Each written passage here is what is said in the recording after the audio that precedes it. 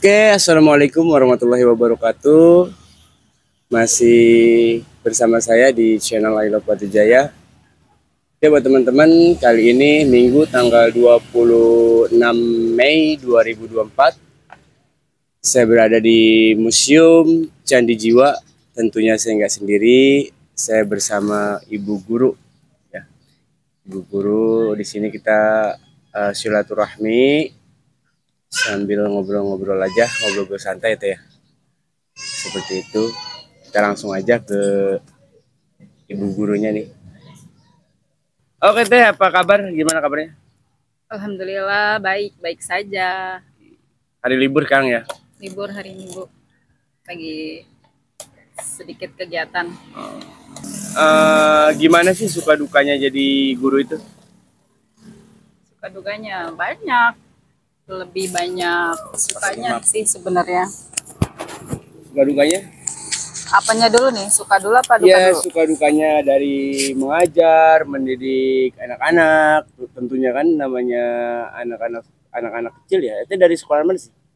MI Madrasah, Madrasah Nurul Ihsan, Desa Segaran. Segaran. Suka dukanya mengajar anak-anak itu seperti apa? Kan namanya anak-anak itu kan banyak karakternya ya, yang mungkin agak nakal. Betul. Karena ada juga yang pendiam, ada juga yang pemalu. Nah, mungkin di situ kita tentunya harus bisa menyatukan kan ya ketika ngajar itu. Seperti apa sih Teh suka dukanya? Ya, suka dukanya tuh ya berwarna ya, banyak. Lebih banyak sukanya sih kalau menurut saya, karena di satu sisi kita memposisikan diri sebagai seorang guru, dan di sisi lain kita memposisikan diri sebagai manusia biasa gitu loh, sebagai orang tua. Sukanya ya kita setiap hari ketemu anak-anak yang dengan berbagai macam karakter ya, yang harus kita tahu karakter masing-masing itu. Masing-masing anak itu harus kita ketahui karakternya. Dan sulitnya ya menyatukan mereka dalam suatu apa ya, kondisi yang baik lah istilahnya gitu, di dalam kelas ataupun di lingkungan sekolah. Kalau dukanya ya paling ya namanya guru juga kan manusia ya. Iya, betul. Terkadang dalam keadaan apa ya, mungkin sedang ada problem keluarga ataupun pribadi, tapi tetap dia profesional di depan mereka, di depan murid-murid. Itu yang paling waktu awal-awal saya menjadi seorang guru itu yang paling susah. Karena seorang siswa, seorang murid itu nggak peduli mau gurunya sedang seperti apa, dalam keadaan apapun. Mereka melihat seorang guru tuh ya seperti yang mereka mau, seperti yang mereka inginkan gitu. Kita mengajar mereka dengan baik, dengan semestinya yang kita lakukan di dalam kelas gitu. Ya itu mungkin kalau saya bilang sih berwarna ya, lebih banyak sukanya karena dengan adanya mereka ya menjadi salah satu hiburan juga buat kita gitu. Pastinya ada yang lucu-lucu ya kayak gitu ya. Ya, apalagi saya pernah mengajar anak kelas 1 juga. Kalau sekarang saya sudah pindah kelas, saya di kelas 3. Oh, kelas 3. Ya, kita perputaran kelas sama guru lain. Saya mengajar kelas 1 pernah itu sekitar hampir 10 tahun. Lama juga ya. Lumayan. Tahu sendiri lah ya, namanya kelas 1 hampir sama seperti anak-anak TK. Udah berapa tahun sih ngajar itu? Keseluruhan. Keseluruhan. Seluruh dari awal ya. Dari awal masuk saya sudah mengajar kurang lebih 18 tahun. Oh, 18 tahun. Untuk status sendiri teh masih honorer apa udah PNS? Alhamdulillah masih honor. Oh, masih honor. Itu ya 18 tahun mengabdi tapi masih honor juga masih. Ya, kita sambil memperjuangkan ke arah yang lebih baik juga lah. Pernah juga ikut CPNS juga, pernah dulu beberapa kali. Cuma karena memang mengajukan gitu ya? Ya, daftar. Cuma karena memang belum beruntung ya sudah. Selebihnya kita jalani pekerjaan itu dengan ikhlas aja. Kadang ada nggak dari wali murid juga yang bahasanya nggak enak tentang kita mengajar gitu? Ada, udah kita kan udah sungguh-sungguh memang sudah pekerjaan kita sebagai guru ya. Ada nggak kata-kata Ada. dari orang tua murid yang nyelekit gitu ya dari bahasanya? Ada nggak? Kayak gimana? Ya ada ya, bukannya sekali dua kali, tapi ya pernahlah beberapa. Saya juga yakin guru di luaran sana mengalaminya juga. Karena setiap orang tua kan pasti ingin anaknya tuh terbaik di kelasnya gitu kan. Dan guru juga kan sudah berusaha sebagaimana mestinya. Tapi terkadang kita tidak bisa apa istilahnya tuh memaksakan seorang anak itu harus pintar, harus cerdas. Karena setiap anak itu memiliki IQ-nya masing-masing gitu. Tidak semua kita anggap mereka tuh pinter atau kita tuntut harus pinter, enggak. Apalagi anak-anak yang masih sekolah dasar ya. Buat pribadi saya ya, mereka udah bisa baca, menulis, berhitung aja tuh sudah cukup, dan mengaji gitu kan. Dan nilai selebihnya itu biar itu menjadi bonus, nilai bonus mereka di setiap hari mereka belajar gitu. Banyak sih orang tua yang kadang menuntut gitu ya. Bahkan ada, pernah saya mengalaminya waktu tahun berapa ya saya lupa. Itu si anak sudah duduk di bangku kelas 3 apa kelas 4 gitu. Sedangkan dia itu belum bisa membaca gitu. Lalu ya seperti biasa gurulah yang disalahkan. Padahal tanpa kita sadari ya, di sini peran orang tua itu cukup lebih besar loh daripada guru. Karena di guru itu di sekolah mengajar ya, mendidik hanya beberapa jam saja, dari pagi sampai siang saja kan. Sedangkan orang tua sisanya full orang tua di rumah. Harusnya mereka juga mengetahui perkembangan anaknya masing-masing di rumah seperti apa gitu. Jangan saja menyekolahkan tuh supaya ajar dan selesai. Ya, langsung menyerahkan ke gurunya juga. Ya itu kurang baik juga ya. Intinya guru dengan orang tua itu harus bekerja sama gitu untuk meningkatkan kualitas si anak dalam belajar. Itu Kang. Nah, terus ada pun kegiatan-kegiatan ya, kayak kemarin kan memang udah viral juga yang tentang studi tour ya. Oh iya. Kan ada dan makna tersendiri dari studi tour, bahkan sudah ada di dalam kurikulum sekolah ya, nggak salah ya.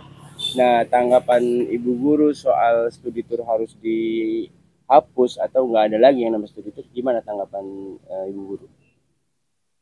Kalau saya pribadi menanggapi berita yang viral kemarin itu, ya ada pro dan kontranya juga.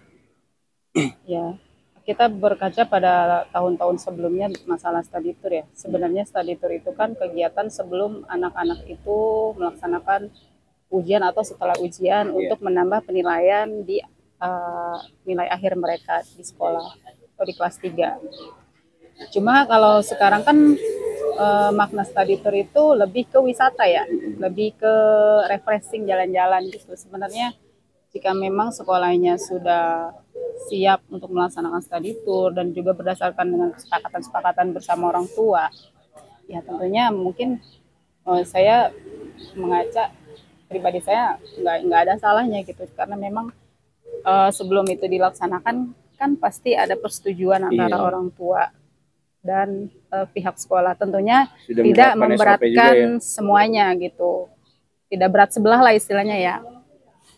Tapi kalau untuk dihilangkan, kalau menurut saya kurang bagus juga, karena memang pendidikan sekarang itu kan, apalagi sekarang sudah kurikulum merdeka ya, yang dimana sekolah itu lebih banyak kegiatannya daripada belajar di kelas gitu, karena nilai akademik itu tidak menjadi suatu patokan untuk di kurikulum merdeka ini ya. Karena kurikulum merdeka kan mengarah kepada bakat, minat, dan potensi siswa tersebut. Seperti misalnya siswa itu hobinya berwisata, menjadi konten kreator. Terus siswa itu menjadi penikmat kuliner. Berarti kan ada juga sekolah yang melaksanakan kegiatan tata boga gitu kan. Dan banyak kegiatan-kegiatan yang lain yang siswa suka, yang positif tentunya. Banyak positifnya ya. Iya, betul. Ya, jadi sebetulnya memang kalau saya simak ya, tentang study tour itu memang positif, Pak. Saya banyak banyak positifnya daripada negatifnya. Emang sih tergantung dari cara pemikiran mereka ya di Betul. luar sana. Cara Mungkin mereka memahami karena itu kenapa? sendiri. Setiap hari dia fokus di dalam kelas. Ketika dia diadakan studi tour, maka pikiran siswa itu akan lebih luas lagi ya Betul. pemikirannya. Dan lebih itu salah satu tujuan. dia bahkan dia bisa tahu di daerah ini loh ada ini itu kan suatu pembelajaran juga. Betul, suatu pengetahuan juga Suatu untuk mereka. pengetahuan juga. Memang banyak yang salah mengartikan, sebetulnya banyak yang salah mengartikan itu ada dua faktor ini teh. Mungkin yang pertama orang melihat kejadian-kejadian yang banyak terjadi dari study tour itu, banyak nauzubillah ya, banyak yang terjadi kecelakaan dan sebagainya. Nah dari situ dia diarahkan di situ pembicaraannya. Terus ada juga yang dari faktor ekonomi, ya kan, ketidakmampuan, jadi diarahkannya ke situ. Nah padahal kan namanya musibah itu siapa sih yang ingin gitu kan? Kan memang namanya musibah itu ya memang sudah urusan Allah ya. Kita nggak tahu, bahkan orang diam aja di jalan bisa keserempet gitu kan. Kira-kira seperti itu ya. Nah untuk acara besok ada acara apa aja nih untuk besok kenaikan kelas ya? Nggak salah ya, perpisahan Iya, ya? kita sedang prepare kurang lebih 1 bulan lagi melaksanakan kegiatan akhir sekolah, yaitu perpisahan dan kenaikan kelas. Dan memang awalnya di sekolah saya juga tadiannya ya mau berniat ada kegiatan di luar, cuma yang deket-deket aja sih, paling ke waterboom gitu kan. Anak-anak SDMI kan lebih seneng diajak ke tempat-tempat seperti itu ya. Cuma karena berhubung ada masalah seperti yang kemarin viral itu, kita mengambil tindakan, mengambil kebijakan untuk tidak lebih memberatkan ke murid, ke orang tua juga gitu. Kita akhirnya mentiadakan acara jalan-jalan. Oh, berarti sebelum-sebelumnya memang keluar gitu ya? Enggak setiap tahun sih, Kang.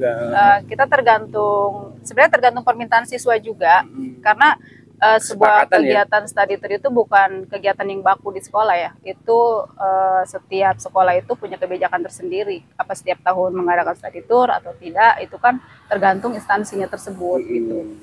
Kalau di sekolah saya itu nggak setiap tahun mengadakan study tour, tergantung minat siswa. Akhir tahun tuh maunya kayak gimana, mau kegiatan apa, dengan tujuan kita di hari akhir mereka sekolah tuh memberikan kesan tersendiri, memberikan kesenangan tersendiri kepada siswa gitu. Apa sih istilahnya ya, jangan sampai nggak ada kegiatan pisan gitu kan, untuk mengenang juga bahwa mereka tuh pernah sekolah di sini gitu, dengan merayakan perpisahan tadi luar sekolah ataupun di lingkungan sekolah. Biasanya kalau kita di akhir tahun ya, kalau kita acara perpisahan itu biasanya ada istilah rapat dulu nggak, wali murid dan guru? Ada dong. Ada ya, ada. Tentu ya. Tentu ada. Jauh-jauh sebelumnya kita bicarakan perihal, apalagi di kelas 6 kan lebih banyak kegiatan seperti ujian ya, kegiatan-kegiatan yang lain di akhir tahun itu. Sebelumnya kita bicarakan kepada orang tua, kita rapatin dulu gitu. Dan kesepakatan kegiatan di luar atau study tour juga kan berkat komunikasi dengan orang tua, dengan kerja sama orang tua, mereka setuju atau tidak. Kita lebih apa ya, lebih mengambil banyak manfaatnya tidak gitu loh, dan orang tua itu setuju atau tidak. Jika salah satu, misalnya 1 atau 2 orang tidak setuju, ya jadi kita tanyakan, kita berikan apa alasannya, biar orang tua yang lain mengerti dan memahami gitu. Untuk sebelumnya pernah study tour di sekolah kemana tuh terakhir kali? Terakhir kali pernah ke Jakarta. Oh, ke Jakarta. Ya, Monumen Nasional. Di sana kita mengenalkan ke siswa bahwa di Jakarta itu ya punya ibu kota Jakarta dan sebuah monumen nasional yang mungkin anak-anak belum pernah ada yang ke sana gitu. Sejarah soalnya ya, sejarah nasional bangsa Indonesia. Kita ajak ke sana. Dan ada 2 lokasi ke Taman Mini. Nah, di sana kan banyak rumah-rumah adat. Banyak ini juga gitu. sejarah-sejarah. Iya, itu kan jelas ya, edukasi Nah, banget loh itu, iya. positif loh itu. Sebenarnya kalau kita menyikapi di sisi yang lain banyak manfaatnya gitu. Cuma karena memang kita juga memikirkan dari sisi yang lain, dari sudut pandang yang lain, ya kita harus benar-benar bijak lah mengambil keputusan Iya. gitu. Biasanya nih Teh, kalau sebelum mengadakan, kita kan kayak kemarin ya, kita contoh kemarin mengadakan ke tadi Monas ya. Itu konsepnya seperti apa sih di sekolahan Teteh itu eh, sebelum acara itu dimulai, maksudnya kita mau ngadain ke Monas nih. Nah, konsepnya seperti apa? Apa dari jauh-jauh kita sudah diadakan briefing dengan wali Ya, murid? kita dari jauh-jauh hari kita bicarakan sama siswa terlebih dahulu, kemudian disampaikan ke wali murid.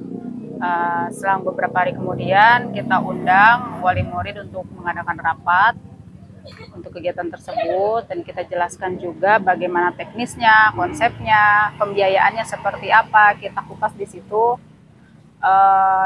Di sekolah saya kebetulan setiap ada kegiatan itu pasti siswanya dari jauh-jauh hari mencicil nabung, gitu loh.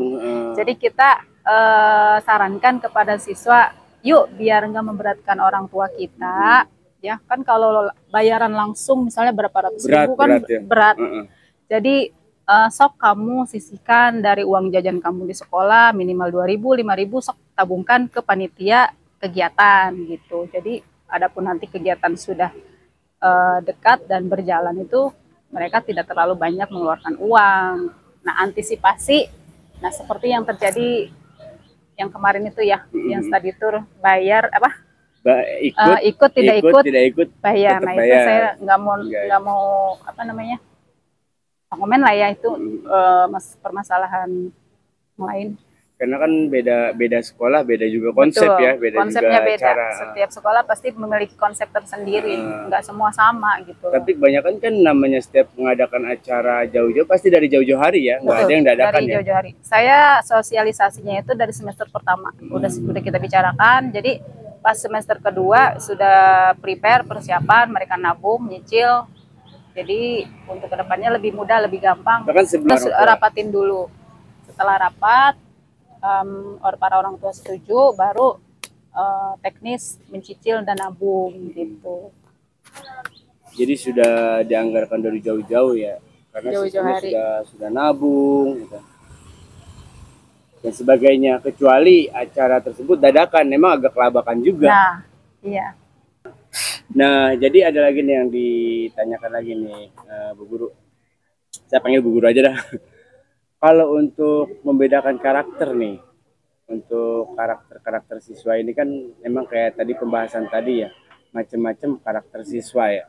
Ada yang hobinya olahraga, ada yang hobinya wisata, ada yang hobinya macam-macam lah. Nah, bagaimana untuk menyikapi dari karakter masing-masing itu, Bu Guru? Tentunya sebagai seorang guru ya, itu harus punya motivasi tersendiri untuk membentuk karakter siswa yang baik itu seperti apa. Apalagi jika memang sudah kelihatan dari awal siswa itu misalnya mencintai olahraga, pastinya guru itu harus mendukung ya, memotivasi siswa. Dan ketika mungkin ada suatu kegiatan di bidang olahraga ya harus kita support gitu, dan juga kegiatan-kegiatan yang lain. Intinya seorang guru itu harus bisa memotivasi, memberikan semangat, memberikan edukasi apa yang ia bakati, minati itu, untuk lebih digali lagi potensinya gitu. Tentunya setiap guru mendukung itu, Kang. Tadi Ibu Guru apa sih, Pak? Ulfa. Ibu Ulfa dari sekolah mana tadi? MI Nurul Ihsan Desa Segaran. MI Nurul Ihsan Desa Segaran. Dan alhamdulillah siswanya terbanyak di Desa Segaran. Wah, luar biasa, banyak peminatnya ya. Amin, alhamdulillah, mudah-mudahan kedepannya lebih banyak lagi. Oh iya, ini Bu, sekalian kalau mau dipromosikan silakan. Kan sekarang masuk tahun ajaran baru kan ya? Ya, penerimaan siswa. Ya, untuk para orang tua yang dekat sekitaran Desa Segaran atau Batu Jaya, apabila ingin menyekolahkan anaknya berbasis agama plus ya, pendidikan agamanya lebih banyak, dan yang lain-lainnya silakan daftarkan di sekolah kami yang bernama MI Nurul Ihsan Desa Segaran, Kecamatan Batu Jaya. Ya. Oke, buat teman-teman sahabat channel Ailio Jaya, kita sudah berbincang-bincang langsung dengan ibu gurunya langsung. Nah, kesimpulannya adalah seperti yang tadi, bahwa semua guru pasti akan memberikan yang terbaik buat siswa-siswanya. Betul. Nah, adapun soal pembentukan karakter, sifat dan sebagainya itu selebihnya urusan orang tua masing-masing. Contoh, dan dibantu juga dengan dukungan dari guru gitu. Intinya kita bekerja sama untuk membentuk karakter yang lebih baik. Ya, jadi intinya sama-sama mendidik, bukan berarti harus menyerahkan sepenuhnya kepada guru. Bahkan peran orang tua itu lebih penting gitu ya. Mungkin itu aja ya, saya rasa cukup ya Bu ya. Siap. Cukup sekian obrolan kita. Tadi kesimpulannya udah jelas ya, sudah mendengarkan langsung percakapan saya dengan ibu guru dari sekolah MI Nurul Ihsan swasta ya. Oke, terima kasih buat teman-teman sahabat channel Ailio Jaya. Cukup sekian dan terima kasih. Saya Nata Renaldi dan ibu guru Ulfa. Saya pamit undur diri. Assalamualaikum warahmatullahi wabarakatuh. Ailio Jaya. Terima kasih.